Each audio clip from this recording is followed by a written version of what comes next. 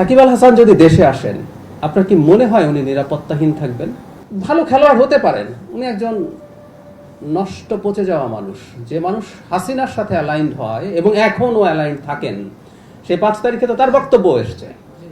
So don't care উনি কত নামি, কত সুনাম তার আছে, এসব ফালতু কথা উনি বলেন আসলে সরকারকে কিছুটা চাপে ফেলার জন্য। আমি আবারও বলছি, এনিবডি কেউ আছেন, উনি বাংলাদেশে আসবেন মামলা ফেস করার জন্য, আইন ফেস করার জন্য, বিচার ফেস করার জন্য, এবং উনি এয়ারপোর্টে নামলে কি লোকজন মব করে তার কিছু করে ফেলবে? উনি কি সেটা মনে করেন? আমরা কেউ মনে করি?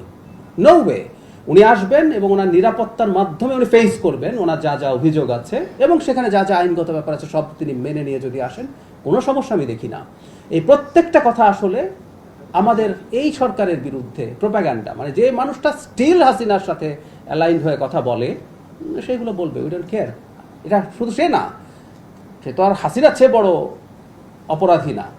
হাসিনাও যদি বাংলাদেশে আসেন, উনি তো বলছেন ডিসেম্বরে আসবেন, আমি বহুবার বলেছি তিনি যদি আসেন পূর্ণ নিরাপত্তার সাথে তিনি আসবেন, পূর্ণ নিরাপত্তার সাথে তিনি বিচারিক প্রক্রিয়ায় যাবেন, পূর্ণ অধিকার ভোগ করবেন বিচারিক প্রক্রিয়ায়, যা যা করা দরকার। তারপর আদালত যে সিদ্ধান্ত নেবে সেটা আমরা সবাই মেনে নেব। আমরা হাসিনার মতো একটা মাফিয়া রেজিম এই দেশে আর দেখতে চাই না, এটা না ভবিষ্যতেও হতে দেব না। কোনো ফ্যাসিস্ট মাফিয়া রেজিম না, এটা একটা গণতান্ত্রিক রাষ্ট্র।